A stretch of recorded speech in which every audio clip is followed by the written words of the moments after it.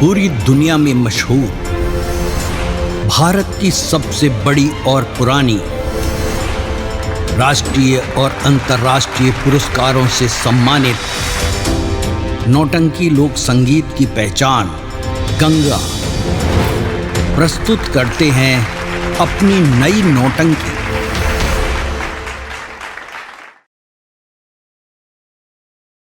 अरे चल तो मैं पानी हो रामा, राजा के पकड़िया चली रे। अरे चल तो मैं पानी हो रामा, राजा के पकड़िया लगवा हो ना। अरे राजा के पकड़िया रामा, चमकिया बात चल तो अरे राजा के पकड़िया हो लगावा, हेवंती आवाज चल तो बड़ी हो ना। अरे यही रहिया कोई नहीं रामा, हमरो जसैया गनिए राम। अरे यही रहिया कोई नहीं रामा, हमरो जसैया गनी हो ना। अरे हमरो जसैया रामा, अरे हमरो जसैया रामा, आए ही रहिया कईबो कईनी रे की। अरे हमरो जसैया रामा, यही रहिया गइबो कनी हो ना। आरी राज के पकड़िया रामा, अरे हमरो बहिनिया हो रे की। अरे राजा के पकड़िया रामा, हमरो बहिनिया हौ हो ना। आरी हाथवा जड़ीले बहिना, आखिरीले चरनिया पकड़ी रे की। अरे हाथवा चलिले बहिना, गिरिले चरनिया अब हो ना। आरी एही रहिया देखलू ए बहिना, आसैया मोरे कईबो कईनी रे की। अरे यही रहिया देखलू ए बहिना, अरे स्वामी मोरे गइबो कनी हो ना। ए बहिन राज के पकड़ी, बोले का बात हो? देखबू ए रास्ता से हमर सैया जी गईनी हो का? तू चिन्हलू हुआ की? का तोरे सैया के? हाँ। अरे तोरे सैया कोनो चिन्हा ले बानी जे हम बताए जहाँ तार सैया गइले। हाँ अरे वहाँ की तो सब क्यों चिन्हली, वहाँ की गिरुआ वस्त्र में बानी, साधु बनल बानी। का जोगी बनल बड़े? हाँ। देखा बहन, एगो जोगी के वहाँ बहुत टाइम हो गए, कुछ दूर निकल गई है, तासे मुलाकात ना हुई। तू लौट के महल में जा, मुलाकात ना हुई। हाँ का तू सही कहते रू? सही कहता नहीं हम। ठीक बा, जब मुलाकात ना हुई तो हम घर ही लौट के ना जाए, हम वहाँ के पीछे पीछे चलत हन, देखी कहाँ ले गइल बनी। ठीक बाले बहन जा। अरे चल तो मैं बानी रामा, अरे गंगा जी के घोटिया हो किया हो मोरे रामा, अरे गंगा जी के घटिया सैया जाइले राम। चल पाने पानी हो रामा, आरे गंगा जी के घटिया पर किया हो मोरे रामा, गंगा जी के घटिया हम जाइले राम। ए गंगा जी के घटिया रामा, चलली हेवंती हो। गंगा जी के घटिया हो रामा, चलली हेवंती हो। किया हो मोरे रामा, सैयदी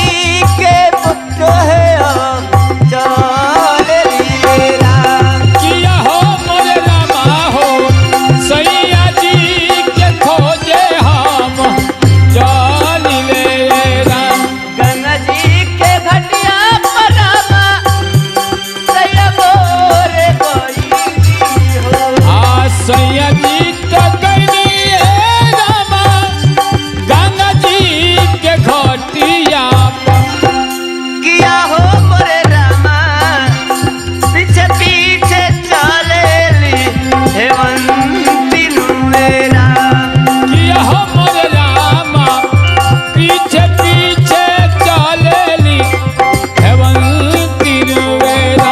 ठीक बा, हम गंगा जी की घाट पर आ गइल बनी, लेकिन थोड़े दूर और चल के देखी केवट लोग कहाँ बालो। अरे थोड़े दूर और हो रामा चलली हेवंती हो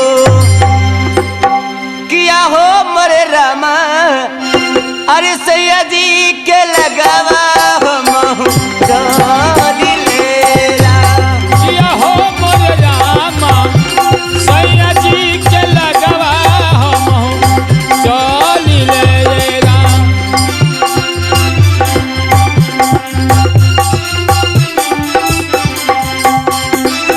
का कही हमार ब्याही हमार पीछा कर रहा बाड़ी, मगर हे हमारे राज के पाकर बहुत बहुत तू हमार मदद कैलू। तू हमरा के छुपा के अपना खोखला में रख लू आ हमारी ब्याही के झूठ बोलू कि हम केहू जोगी फकीर के ना देखनी, मगर अब एजा से हमरा चले के पड़ी शतरंज घाट। वही शतरंज घाट पर चलते ही वही घाट पर स्नान हुई और तब वही जैसे सूरजपुर के प्रस्थान हुई। अरे आगा बात तो लौके ये रामा शतरंज घाटी आगवा चलो के हो रामा शतरंज घटिया हो शतरंज घटिया हो मचाई दिए राम किया हो रामा राम हो शतरंज घटिया हो मचाई दिए राम। केवटा तक केवटा ये कह के हकिया लगाओ केवटा जे केवटा हो कह के हकिया लगाई गे हो केवटा तक केवटा कही हकिया लगाओ। अरे केवटा तो केवटा हो कह के हकिया लगाई गे हो। सुन भैया केवटा मला अरे किया हो रामा राम हो सुन भैया केवटा मला हनवेरा। सुन बात तो सुन ये भैया केवटा मला हवा हो। अरे सुनब तो सुनब हो भैया केवटा मला हवा हो केवटा मला है भैया केवटा मला। अरे केवटा मला है भैया केवटा मला हवा हो हमारो के परवाद उतार ओ हमरा के पर्वत उतारिन रे राम। 4 बजे के घाट पर आइल बानी। ऐसा आज के जतरा बा के बरले केहू आदमी ना आइल पर जाए वाला परेशान बानी। या घर के देखी कितना पागल बने को ये बरले कोनो खाना लेके ना आइल, ऐ छोटका बा उहो ना आइल। भैया हम आ गए खाए का लेके ये बेरा हो का करी गले नहीं खेत में धान देखे अन्य तो कभी खाए का नहीं बोलो यहाँ से तो 3 बार लदला हो कबो। कहाँ लग गए बानी अभी ले गए तो कहते भौजी बाबू रुकी और भैया खाका बना तो लेके जाई तो बनौली तो लेके नहीं हो कौन कमाई कर चलिए घर में घर में कार दिखे रहो चले आओ तो घाटे पर घर में कर तू कौन होता काली आइल बने रे। हाँ ये प्यार से पूछा जाला ना काली आइल बनी रोज कहते ला के तनी मड़ुआ कर लिट्टी बना रोटी बनावा कुल तो आज मड़ुआ के रोटी आ ओले के चोखा ले आइल बनी। अच्छा अब पानी ले आइल बड़े हेलो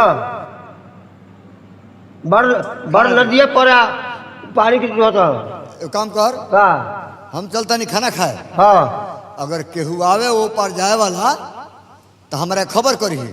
ठीक है भैया तो लगी धरे का ढंग ना आई। और जब तू बतला तो कहा लगी दे रही हम तक बता दे। हाँ पानी दे। केहू आवा तो जल्दी खबर करी। ठीक भैया। और सवेरे से यात्रा नहीं खा बनो। हम क्या बता दे सबके का बताई। चले आओ तेरे घाटे पर के बुझाते हैं घर में कितना कार रहेला। छाटी करा, घास ले आवा, भूसा भरा, भौजी बाड़ी तो माँ जाओ, रो बनावा, खियावा, परेशान होता भी। आ इनके बाद खाली खेको के पड़ल रहेला। हम जो है तरीके हुआ आई तो देखल जाए भैया से बताई।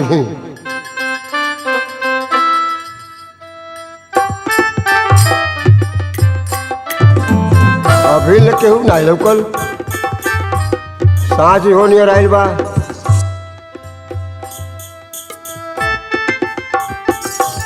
ए भाई केवल मला। बाबा प्रणाम। अरे आनंद रहा बच्चा। कहीं कैसे आज बनो। देखे बाबू हमरा के जितना जल्दी होके ये शतरंज घाट के तू ओ पार हला दा। हम पार हेला दी। हाँ आज लेकिन हमने नाई के कारण लग्गी नाई पकड़ दे तो नाई पर पार पहुंचा दी। ये तो तू कौन मला हो कि आले तो जलवा की पतवारे ना पकड़ ले नाई नाई पतवार चलावे वाला बान है क्या हम उनसे बता देते नहीं। हाँ वह है तो पार उतरी है। अब तू कहा हुआ हम उनके छोट भाई हैं। छोट भाई हुआ हाँ आखिर तू मला है ना हुआ। हाँ ही मल्ला है लेकिन आज हम लग्गी नहीं पकड़। आज लगी नहीं पकड़ ला नहीं है पागल कहीं कहीं कौन मला हुआ जो तरह पतवार पकड़ेगा लगी पकड़ेगा आगे ढंग न आईला। हाँ भाई ता आखिर हेलाई के ऊपर भैया बाना बाबू तो हंस जोड़िया बा। अरे हाथा बात जोड़ी ले ये भैया अक्के वाटा मल्ला।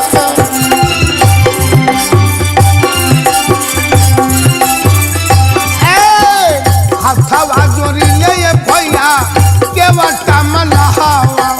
अरे हाथवा चोरी ले भैया के वटा मला हवा हो। सुनो भैया के वाटा मल्ला हो। अरे किया हो रामा रामा हो। सुन भैया के वटा मला हो। हमरा के केवट भैया पारवा उतर। अरे हमारा के केवट भैया परवा उतर पारवा उतर भैया पारवा उतर। परवा उतर हो भैया परवा उतर बहो। हम का उतार वही पार हो हम के उतार वही पारन वेरा। ए भाई केवट हाँ बाबा तू हमरा को पार उतार दा। हम बहुत जरूरी बानी हमरा पीछे के उतरल बा। ठीक है बाबा अब हम भैया का बुला के ले आते बानी। ठीक बा हमें जब बोलते थे तन जल्दी बुला के लाओ। ओ भैया कहा रे? और देखबा जरा बाबा आयल बने। हाँ? जरा बाबा आयल बा करो तो पार जाए करतीन। एक आदमी? हाँ एक आदमी बा। अरे साधु बात तो भीख मांग खाए वाला को पैसा सदी है। कहने दी है कैसे तरीका पार। सब बोलो। एक तो बोली नहीं के भाई तो भाई बोले सब थे। बतिया उस। ए बाबा हाँ बाबू भैया आवत रहे। का तोर भैया होता है हाँ आखिर तार भैया बालक का आ गई ले। अरे गोड़ लगे महात्मा जी। आनंद रहा बच्चा आनंद रहा। बड़ा सही समय पर आयल बनी। हाँ बाबू देखो बाबू हम जोगी फकीर के जात एक काम करे बबुआ हमरा के जितना जल्द होके इस शतरंज घाट के वो पार करा। बे महाराज तो यही पर लिट्टी लगाई कहीं तो गोईठा मंगा देता नहीं आ रउआ के वो तिजहरिया हिला दे। हाँ बाबू ऐसा बात नहीं बा जोगी के जात हर जगह धुई न रमेला मगर हम एगो बात आपसे जरूर कहा बबुआ। के यात्रा भइल बा का? हाँ बहुत दूर के जतरा जरूरी में बानी। हाँ अब बोली का बताई बाबू मगर हाँ जब पूछो तला तो तस्से जरूर बताए। अरे 12 बरिस के ये केवटा आहो मोरो डगोरी। बारिश के एक केवटा हमरो डगरिया हो। 12 बरिस के ये केवटा हमरो डगोरिया। अरे 12 बारिश के एक केवटा हमरो डगरिया हो। हम जाई स्वागत ठपुरवा राजन। अरे किया हो रामा रामा हो। हम जइबे सोरठपुर राजन से केवट भैया नैया मंगई अरे जलद से के वो तो नैया मंगाई बहो नैया मंगई बे केवटा नैया मंगई अरे नैया मंगाई बेहो क्योंटा नैया मंगाई बेहो हम के उतारो वही पार ए हम के उतारो वही पार आहे हथवा जोड़ी ले केवट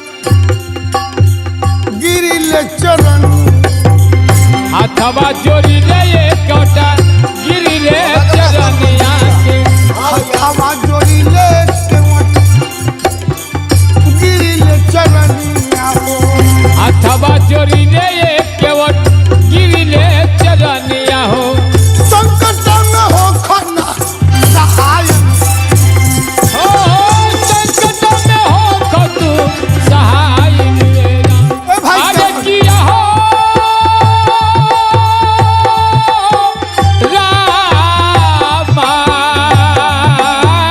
राम हो संकट में हो खना सहाय मेरा 12 बरस के ये बाटे हमरो डगरिया अरे 12 बरिस के बाटे हमरो डगरिया हो 12 बरस के बाटे हमरो डगरिया अरे 12 बरिस के हो बाटे हमरो डगरिया हो से हो रहिया कठिन कठोर अरे किया हो रामा रामा हो से हो नहीं कठिन कठोर वेरा आहा बाबू जितना जल्दी होके महात्मा जी नाय मंगा के हमरा को पार ला महात्मा जी हाँ बाबू जौना जगह के रउआ नाम रखनी हो हाँ बाबू तो हमरा कहले का मतलब बा कि रउआ चुपचाप एजा से लौट जाए ई रउआ मान के नहीं के सोरठपुर गई हमरा किया के कुल कहला बा कि सोरठपुर 12 वर्ष के रास्ता बा हाँ बाबू और रास्ता में बड़ा कुल गहरा बा कठिन बा जादुआ टोना बाटे हाँ तो रउआ मन जाई बाबू मलाह बात तार सही बा मगर एगो हमारे ऊपर बहुत भारी समस्या बा बाबू तो ऐसा हम बता देते तू जिनके जाना हमरा विषय में तू जान जीबा मगर हाँ अब छुपोले से काम ना चली मला भाई तो हलो बड़ी जिद्दी वाला हमरा के जैसे भी उतारा पार उतारा ही के पड़ी अन्यथा हम संकट के गाल में पड़ जाए बाबू बाबू देखो हमारी बात तू मान जा हम तो इससे को बात बताओ थे अरे मामा नीरम मोहिया हो मलहा अमर अब भइयो गले अरे मामा लीला मोहिया के वाटा मामा लीला मोहिया के वाटा मामा हमरो होई गइले हो ना अरे करी के गावनवा हो मलहा अरे करी के और साधु बाबा गावनवा हो मलहा